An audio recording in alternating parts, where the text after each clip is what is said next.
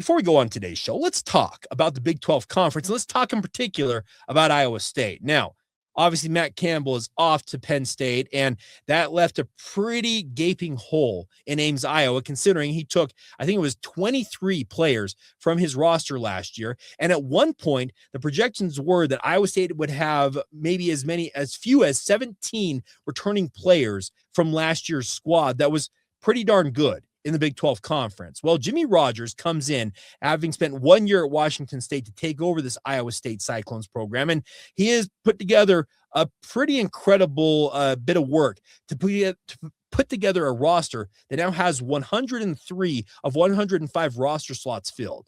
That's a Herculean effort to do that via the transfer portal, high school recruiting, obviously retaining guys from last year's Iowa State squad.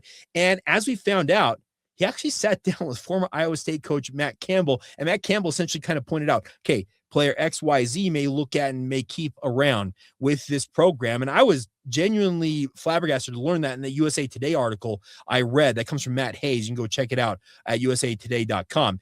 But Jimmy Rogers is a guy who has been very, very used to success because he did some pretty impressive stuff this past year at Washington State in a 1 year turnaround for the Wazoo Cougars, because they won 6 games and he did it with very little time to get things organized. And it looked like kind of the arrow was up for Washington State. Now, Kirby Moore, and Spencer has talked about this recently, Kirby Moore looks like he has the arrow pointing upwards for Washington State, kind of picking up where Jimmy Rogers left off. But Jimmy Rogers has had a ton of success at the FCS level at South Dakota, and he believes that he is not going to spend any time essentially down in the dumps leading the Iowa State Cyclones. He said that he recently read an early breakdown of the Big 12 race in 2026. He says this, quote, "They had us last out of 16 teams," unquote. And then he adds this.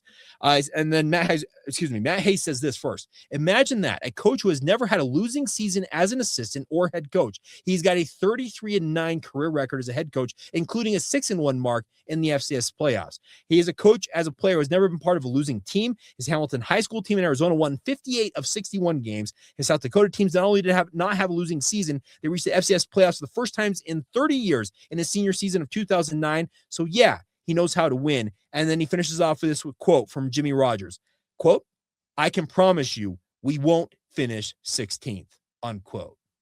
That is a bold declaration from Jimmy Rogers, and I'm here for it. Obviously, what I do in my work with Locked On mainly focuses on BYU as a member of the Big 12 Conference. And BYU is expected to be one of, if not maybe the top dog in the conference this year. And I'm here for that. But I love the fact you have a bold declaration from a guy who is taking on a major rebuilding job with the Iowa State Cyclones. And if Jimmy Rogers is right, and if he does kind of what he did last year at Washington State, man, who's going to be arguing that they're going to be finishing last? If you finished 6-6 this year for Iowa State, isn't that considered a success for Cyclones fans? Because that means that he engineered a total rebuild of the roster, and all he did was get them back to bowl eligibility. The arrow will be pointing up once again for the Iowa State Cyclones. And if you're an ISU fan, you've got to be feeling pretty good about yourself if that's what happens. I will pull from a personal anecdote to kind of illustrate my point here. And a few years back, Neal Brown was the head coach of the West Virginia Mountaineers. And I was at Big 12 Media Days in West Virginia. It looked like Neal Brown was on the hot seat, and you weren't sure what ultimately was going to happen. And he got up in front of the media at his allotted time, and he made a bold declaration that, hey, we may have been picked to finish 16th in the Big 12 Conference, back in the day when we voted on such things, because they've done away with the preseason poll. But he mentioned, I guarantee you, we aren't finishing 16th. And it elicited a few chuckles from yours truly and others sitting there in Arlington, Texas, wondering, okay, is he dead serious about this? Because things did not look very good for the West Virginia Mountaineers. Well, all they did is go out and win 9 games that year, and they definitely did not finish in last place. So Neal Brown, well, he backed up what he had to say at Big 12 Media Days. Can Jimmy Rogers do that same type of a thing? We're all about to find out. But I love the bold ambition, because the Big 12, well, it's maybe not necessarily in the same tier as the SEC and the Big 10.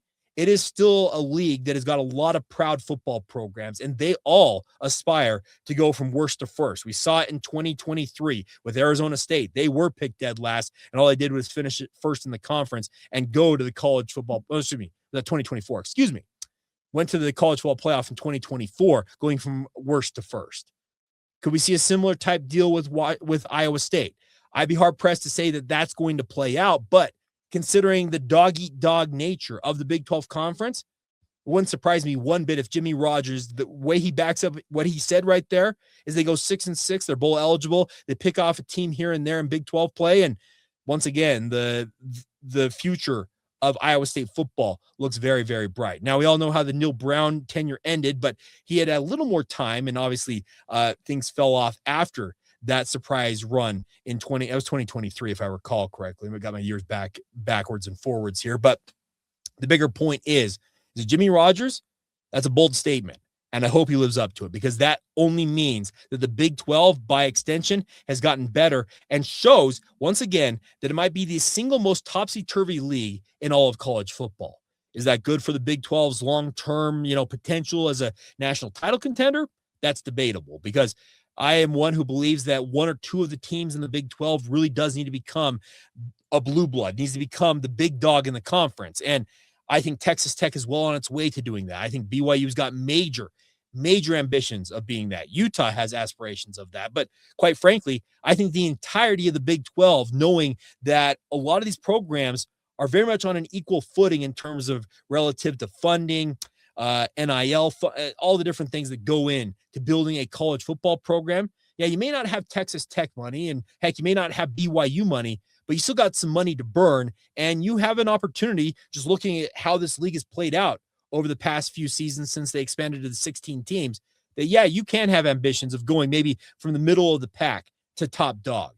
We'll see how it all plays out, but very, very curious to see if Jimmy Rogers can back up what he says, and if he does, that means the Big 12 is going to, once again, be that conference that you're never quite sure what to expect on a week-to-week basis. All right, that is going to do it for this edition of Locked On College Football.